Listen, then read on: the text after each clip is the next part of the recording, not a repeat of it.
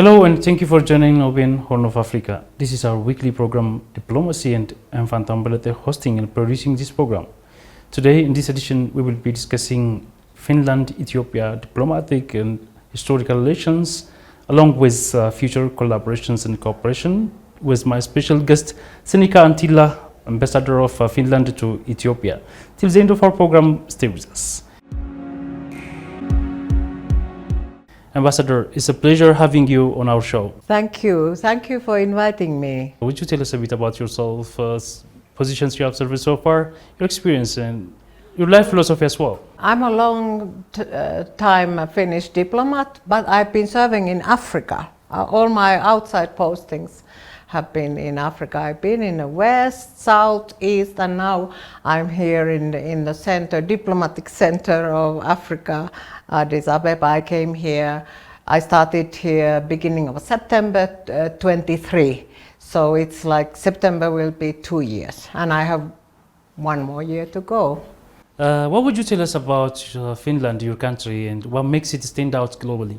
Well, Finland is a small country compared to big Ethiopia. We have 5.5 million people. But what is important in our history, you know, how Finland became the Finland that we are now. We had a war during the Second World War against the Soviet Union, now Russia.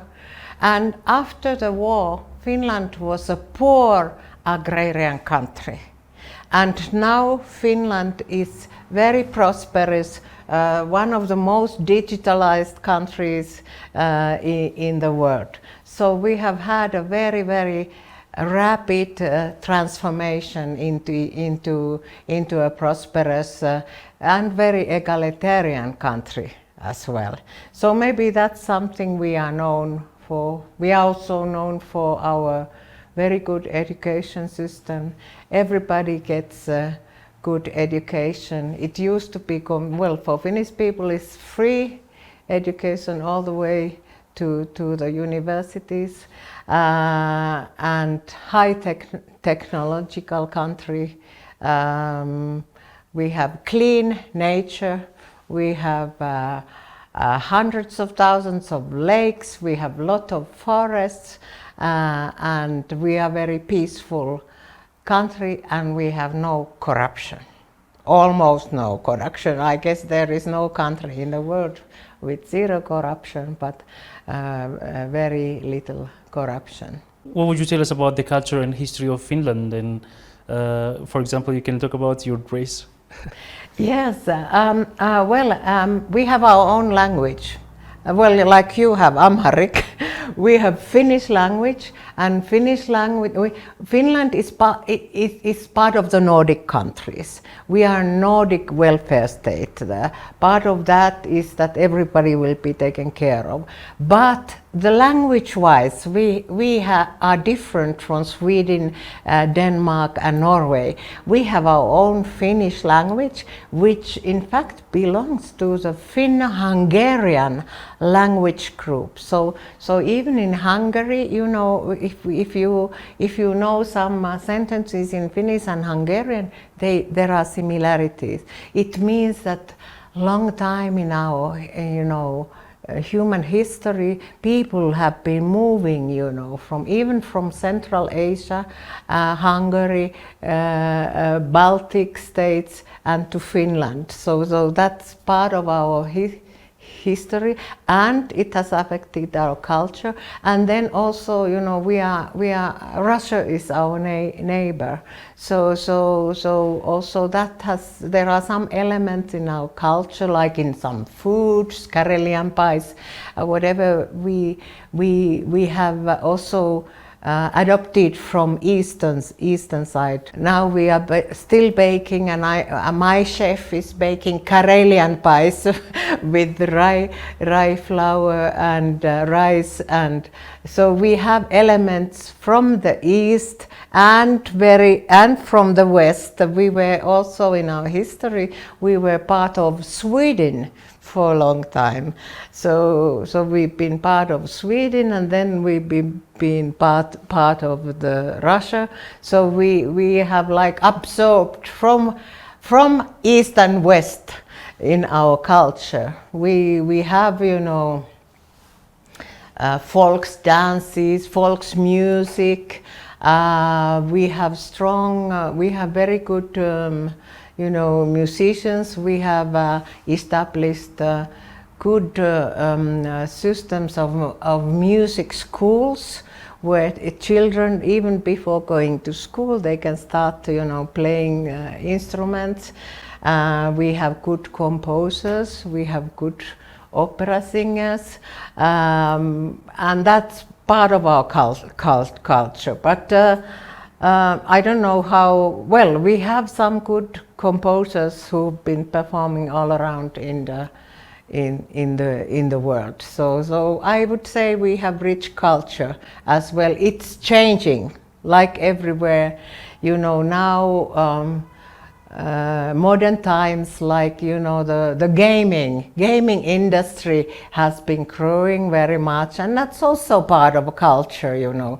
Angry Birds was the first Finnish game in the company brand that came into that people know, those who do the gaming, but they are more now, you know. I know Angry Birds, but they are many more. That's something, you know, part of the modern culture. Thank you very much. Yeah, I forgot to say about Marimekko. You know, I'm wearing I'm wearing Marimekko dress. Marimekko dress. Okay. Mari is like a female name, and Mekko means dress. Marimekko. And they have this kind of patterns often with the flowers, and they are also sold everywhere. They are sometimes very colorful. This one is not so colorful, but, you know, and it's an old, you know, brand, and old Finnish, since, you know, it was established in the 60s. so but still going strong, and they have shops everywhere in the world, and many foreigners, when I'm walking in my Marimekko, they recognize that, okay, that's Marimekko. So maybe not so much known in Ethiopia, because you have your own beautiful, you know, traditional dresses. Yeah, dress is common in Ethiopia, yes, sure. Would you tell us the historical relationship that existed over years between Ethiopia and Finland? How has it evolved over time, and what is the current status of these diplomatic relations from the historical context to the current status? What would you tell us? We last year celebrated 65 years of diplomatic relations, so it's long time. We started development cooperation in I think 67, so a couple of years after that, and so it's long time, and it's been basically based on development cooperation, and in education. As I said, Finland is known for our good education system. We also work in that area with our partner countries like Ethiopia. Water supply also a long time. Even myself, I have been visiting.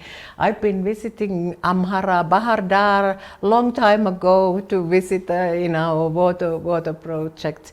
And agriculture has also been long time. You know, especially in Amhara region, we had Agribic agricultural project for 10 years. It ended the year I came, 2023, and now our agriculture focuses on digital land registration. So it's long-term cooperation, and during this long cooperation, it has established very good relations between the authorities, you know, your Ministry of Water or your Ministry of Education or Agriculture, and the Finnish counterparts. And also big Finnish non-governmental organizations in different areas. They have been in Ethiopia as long as the government-to-government cooperation, and they are also in the same areas. They are in education, they are in water supply, sanitation, they are in peace mediation, women's rights, and they are all here, and they have partner organizations, and also during these years, it has established very tight and good relations between our countries. So how are you collaborating with Ethiopia in ensuring quality education? What kind of support are you giving?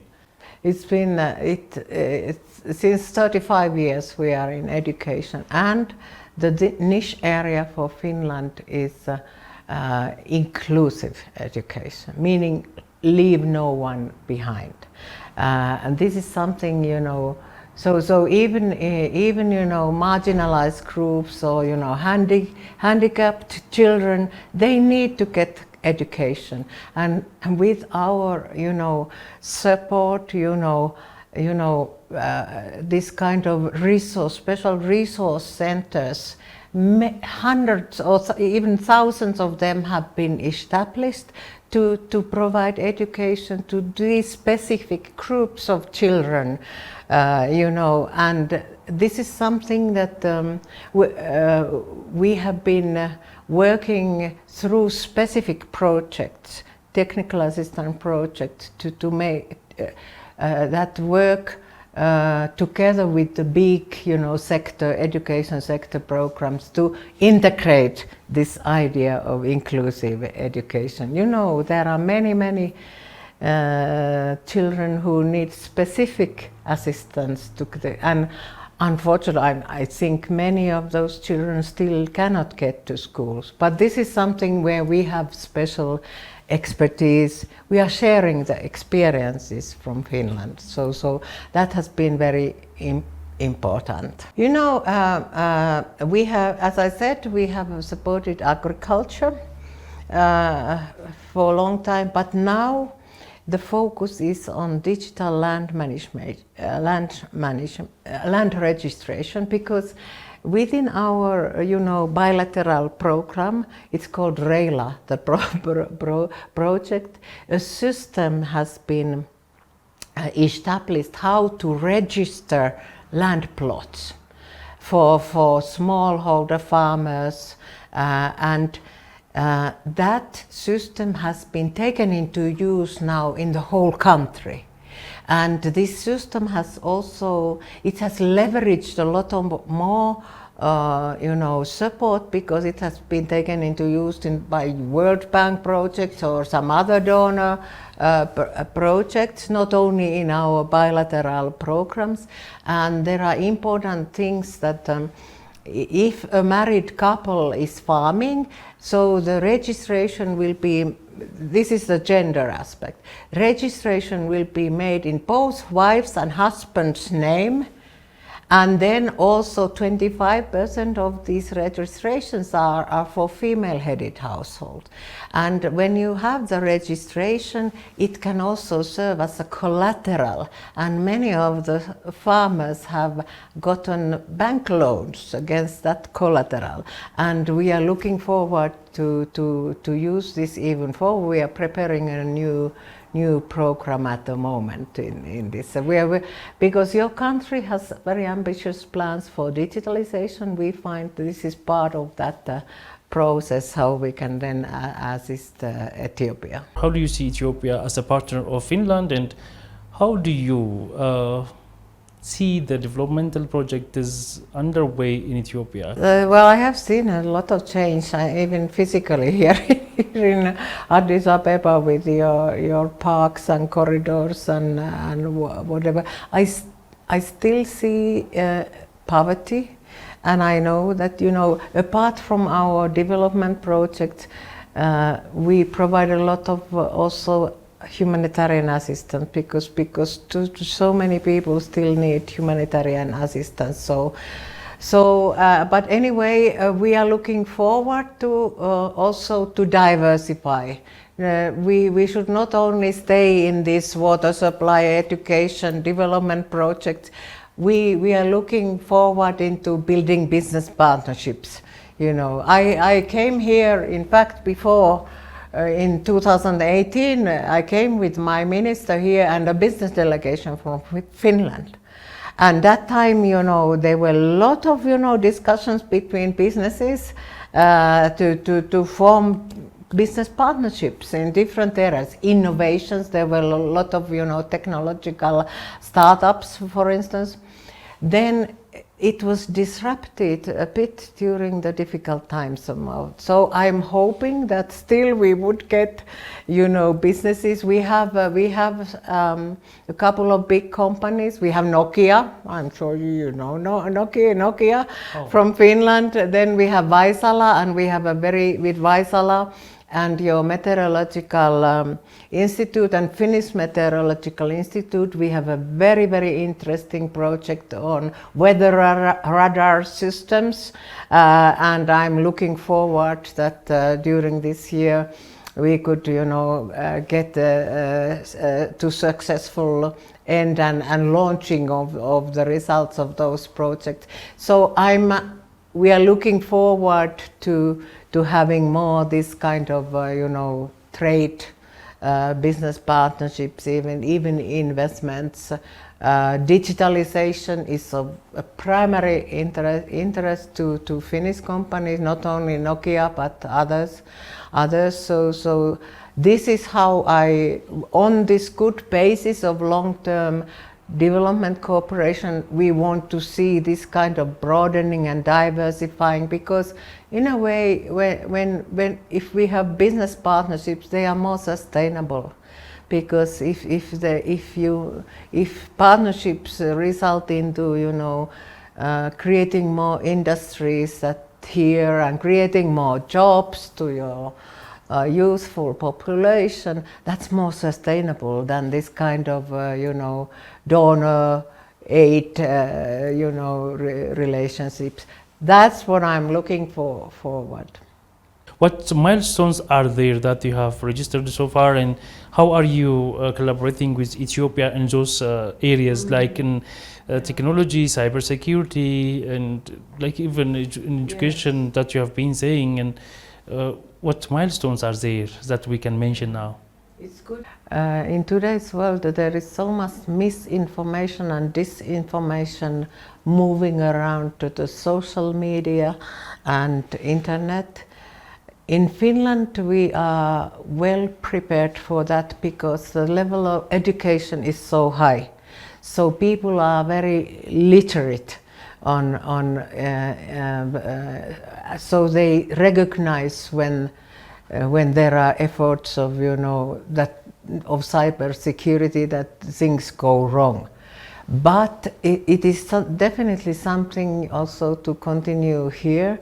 We had last year one like a workshop here with some journalists and organizations, and we had an expert from Finland. We had an exchange about, you know, cybersecurity issues, and it was a very small event, but I think we have to continue that kind of work, because if you are, I mean, there are big risks in today's world of mismanagement. So definitely, when you have very ambitious plans for digitalization and everybody is having the cell phones, and so also the level of, you know, knowledge on the risks of these issues, how should be, you know, raised. Of course, education is important. The more educated people are, they understand, you know, it's more easier than to understand. But this is something we have to continue. How do you see cultural diplomacy, and how are both countries working on this cultural diplomacy? Yes, it would be very important, and we have to work on that. My problem is that we are a small embassy also, so we don't have a cultural attaché here. So we are working together with other, embassies and European Union. There is the European Union, EUNIC, programs ongoing, and other cultural institutes that have more resources, and through our NGO connections. We have to work on that more, because culture is of course combining us. So like music, you have beautiful music here and dance. So different nations can easily, they talk the same language when they play music, for instance. So I'm planning even to maybe the end of this year, when we have our National Day, I'm hoping to have some musicians coming from Finland, maybe to play together here. How do you see the steps that Ethiopian government is taking to expand investment opportunities in the country, like taking a macroeconomic reform and kind of thing? What are the opportunities that you see in Ethiopia for investment opportunities and for trade relations or cooperation in the future? Well, I mentioned digitalization, circular economy, innovations, smart agriculture, or whatever. There are big potentials, and I hope that we can make them become true. It requires also good environment, and there are things you have to we are discussing at the EU level, EU-Ethiopia level now, about the business environment. There are things, that be done to make it better business environment, if rules are changing on taxation or VAT or immigration, if they are changing overnight, it will be difficult for companies to. So I'm very happy that now when we have had at the EU level the dialogue with the government, the government has started having direct dialogue with businesses. There is well-functioning Eurochamp here that has 180 European companies, and there has been dialogue now. What are the bottlenecks? What are the different difficult areas for businesses? So I'm looking forward that this will make it easier for businesses to come and stay here.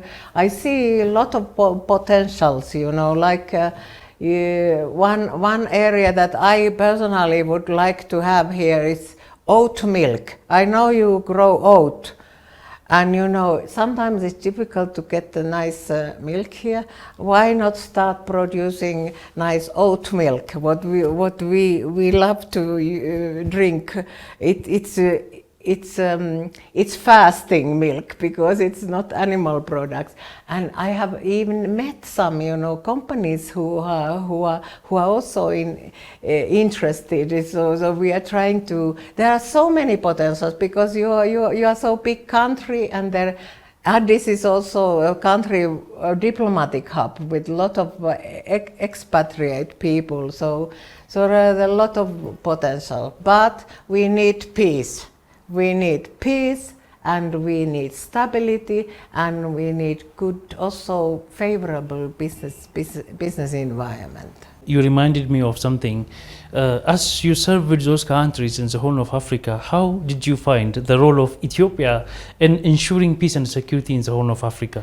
Ethiopia can play a very important role in that.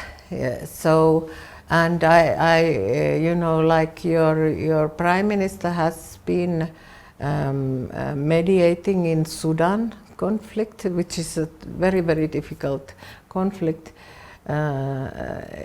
Ethiopia can play an important role in peace mediation, I feel, in the different conflicts, including also South Sudan, maybe. So I encourage Ethiopia to continue that role, because that is the peace in the whole region is needed for each country here. I mean, because we see that all these conflicts are also linked, and they also linked, they have an effect in internal areas, internal things of a country. So if there is peace in the region, it will bring prosperity to each country. It can enhance regional economic cooperation. You know, if you have good regional cooperation, you can share resources. You know, some countries can have energy resources, some countries can have land, some can have access to sea, and when you have peace, you can peacefully agree and share these resources so that it brings prosperity to all. So this is something important, and as the whole of Africa, of course, you are now working on this as part of the Africa Continental Free Trade Area, which we have in Europe. We have internal markets, people and goods can move freely. You know, this is something that would bring prosperity and jobs and growth to also all the countries in the Horn of Africa. Thank you very much, Ambassador. Do you have any final thoughts or a message you would like to convey to viewers watching us before we wrap up this session? Well, Finland is a committed partner to Ethiopia since a long time, and we are committed to continue that good cooperation. And then in the areas where we are now, and then diversifying also to trade and business partnerships. And lastly, we hope we will get peace in the whole of Ethiopia. Ambassador Senika Antila, Ambassador of Finland to Ethiopia, thank you very much for your time. It's a great pleasure having you here on our show. Thank you so much for inviting me. Dear viewers, you have been watching our weekly program Diplomacy on your favorite media channel, OBN Horn of Africa. I think you have got a special lesson from our today's discussion with Ambassador of Finland to Ethiopia, Senika Antila. Thank you for watching this program, and we will meet you with other edition. Bye-bye.